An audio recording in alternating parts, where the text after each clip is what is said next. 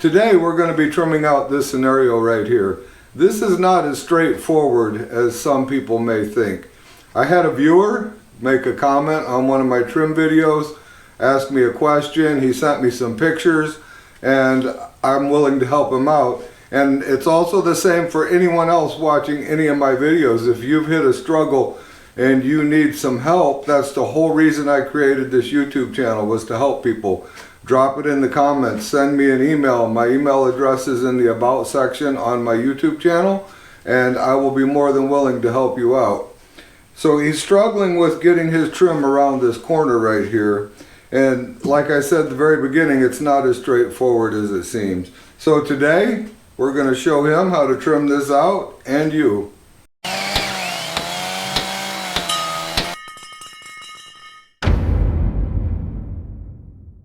Hi everybody, I'm Jim Deerdorf and this is Detroit DIY. Let's get some trim on here. I'm going to put a picture up of the stairwell that he's actually trimming out. It's a paneling and these angles are 33 degrees all the way around. This wraps around the other side, which we'll take a look at in a few minutes. And what we're going to do here is we're going to use what they call a cap. This is a cap molding. It sits right over the top and buttons everything up real nice. This is just a very simple setup of what he's got going on, but all we're really working on is how to get this trim around this corner. So some people may think that you can use a double miter right here, and a double miter just won't work because the trim is coming in on two different planes. So I've cut these at a double miter, meaning that they're straight this way even though they're on the angle, and they're straight with this edge here, and this is actually wound up being like 51 degrees. But when we bring this one in to play, as you can see, they just don't line up. They will not line up, and there's just nothing we can do about it. These pieces of wood are on two different planes, and it doesn't matter what type of material we use, they're just not going to line up. I've also got some 1x material here that I cut just to kind of show you a little more deeper what happens. And as you can see, there's just a big miss going on here. This is sticking up. There's no alignment to be had.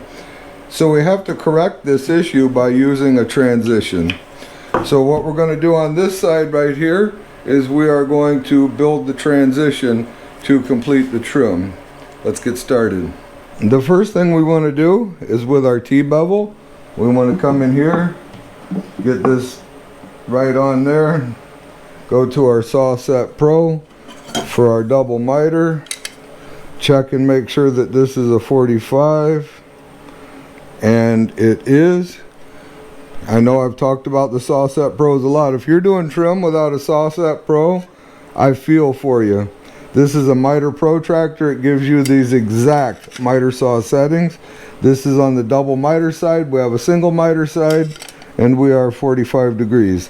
So what we want to do is we want to take this piece of cap molding and just cut a 45 on it right here. A straight 45. No compound, no anything. A straight 45. Let's get that cut.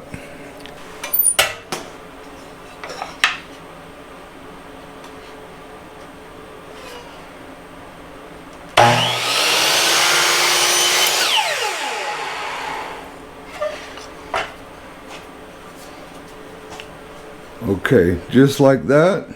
Looking good, exactly what we want. Now, knowing that this is 33 degrees, half of that is 16 and a half, and we're going to need that. So what we want to do is, because obviously this is not going to work, we want to cut our 16 and a half degree angle like this,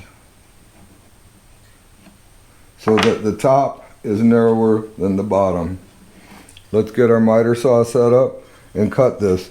Also, when you're working with this trim, it's so cut out on the back side here that you have to nest it properly. So you want to make sure that you're resting this piece against your fence exactly the same every time, even if you have to make a little spacer or something to put in here, to assure that you do, otherwise your angles are going to be slightly off. So make sure you have a good nest up against your fence to secure this. If you have a flat spot on top, like I do, that helps also. You can put it in upside down and cut it. When we cut this 16.5 degree angle, we cannot use the miter function on the saw. We're going to have to use the bevel function. So even though everything is indicated here, it's a little hard to see, a little hard to make sure that you're perfect. So I'm going to use my Johnson angle finder, and I've got it setting on my table at this point. I want to zero it. Now it's reading 0. So I'm going to loosen up my bevel function on my saw.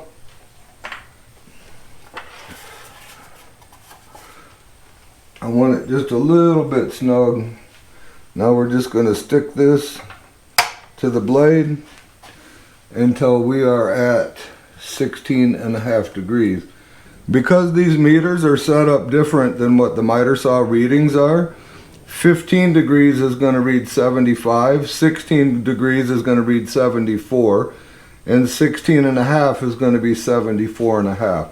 So we're looking for 74.5 degrees here.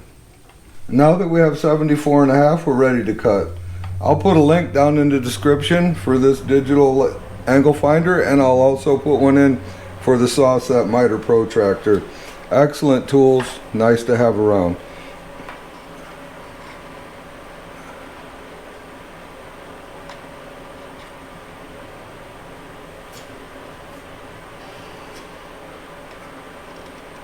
Now that we've got our blade set, my trim piece is nested in here nicely, my fingers are in a nice place, we're ready to get this cut off.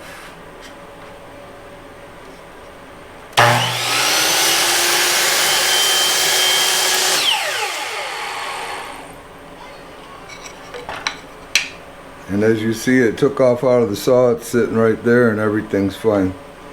This is our piece right here. Pretty small, that's what I wanted. So now that is going to sit on here just like this. So what we need to do now is build the same piece for over here, but the 16.5 degree angle is going to have to be different. So let's get that one cut out. So first off, I want to get my 45 cut on here just like on the other one.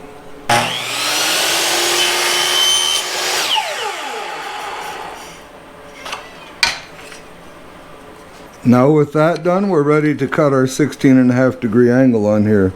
We need this one to be narrower at the top and wider at the bottom. This will all make sense in a few minutes, but we're going to cut it something like that.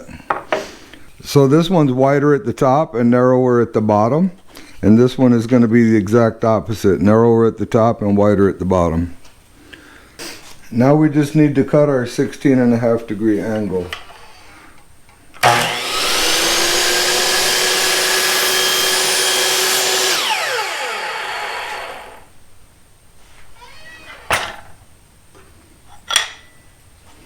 Alright, there we have it. Now we're going to glue these two together. Just a little bit of glue on our 45 joint.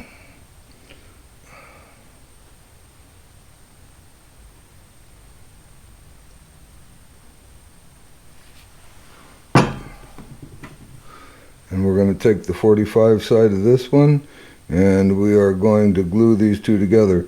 This is very similar to making a return, only we're leaving more material stick out. I'll put a video at the end of this video that if you want to see how to make a return in the trim series.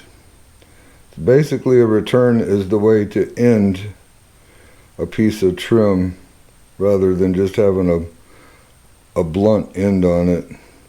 You take the profile of the trim and move it to the side, something like this.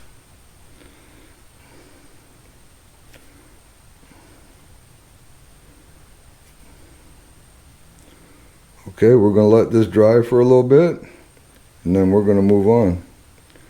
Okay, this glue's been drying for about 20 minutes now, and you can kind of see where we're going here.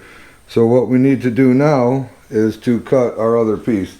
I've already put this corner together and a small piece.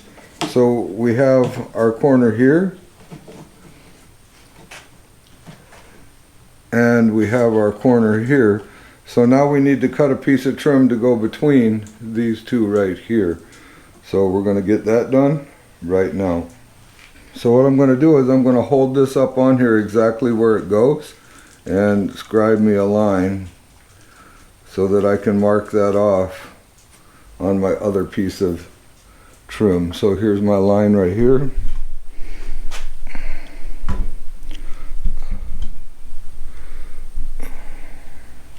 Here's my mark.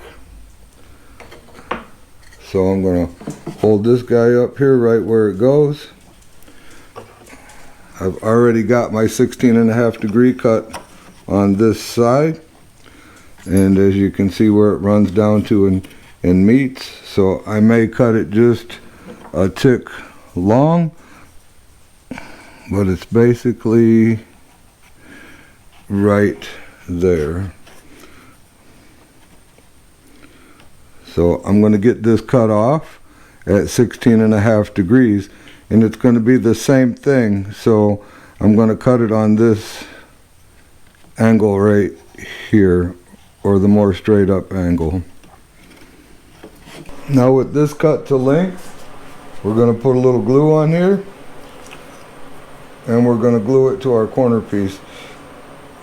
Because these corner pieces are so small, they're going to be very difficult to attempt to nail. And if you're using MDF, or if you're using a particle type board, you can get away with CA glue.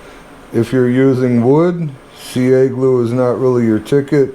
It's not as strong. You'll never get a nail in these little pieces of wood without splitting them apart. And you could always make your transitions bigger. They don't have to be this small. It's for this little short run on this 4.5 inches of wall is the reason that I would prefer to have the transition smaller.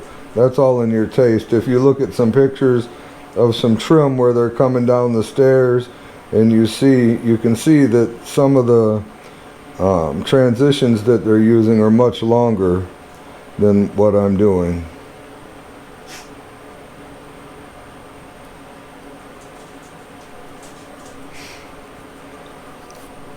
Okay, with that glued on there, we're going to go ahead and glue this together also and complete our transition.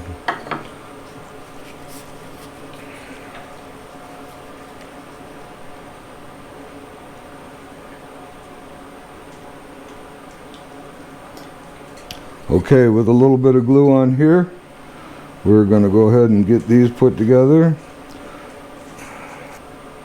I'm just using Titebond 3 wood glue.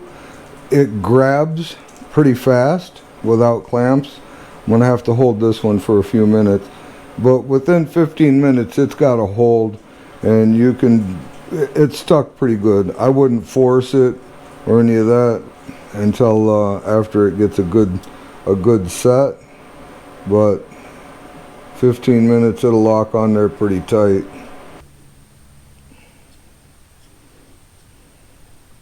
It starts to grab a hold fairly fast. Then just make sure your alignment's good. Get any of your excess wiped off.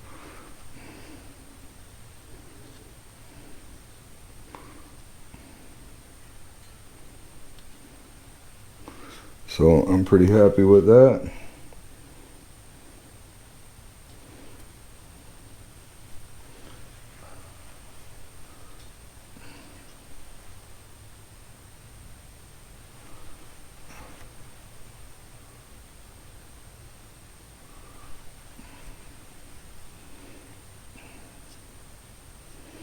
I'm going to let this dry a few minutes, and then we'll take a look. I'm going to go ahead and cut this piece that's going to run up here too. It'll be the same thing, a 16.5 degree angle to meet up with this angle right here. Okay, I've got it all glued up and it's just sitting on there. As you can see, the corners have turned out very nice. Now these pieces would be your full length pieces, and I would still recommend putting some glue on them just to hold everything tight, but you would want to focus mostly on this piece right here. Get that fitting nice and tight, and then run your legs down from it. Just make sure you get your angle correct as you put it together. It is not a bad looking piece of trim. Yes, you do have these little flat areas for your transition, but it makes everything work out. It's not super abrupt. The little short piece here I think is more abrupt than this, but they're both the same angle. So when it's all finished, I really like the look of this. And it would be the same thing here. This would be your full length run all the way up your stairs, and not just what I've got on my little mock-up here. But I put them on just so you could see exactly how that tied into the transition. Alright guys, that's all we got for this time. If you enjoyed yourself, click on one of those two videos that are going to pop up next to me. One of them is going to be on how to make a return and trim. It is very similar to this transition that we just made, and it is a very unique way and a nice way, and really the only way you should end a piece of trim. If you haven't subscribed yet, I would greatly appreciate it if you would consider doing so, and remember to always respect the power of your power tools. We'll see you soon.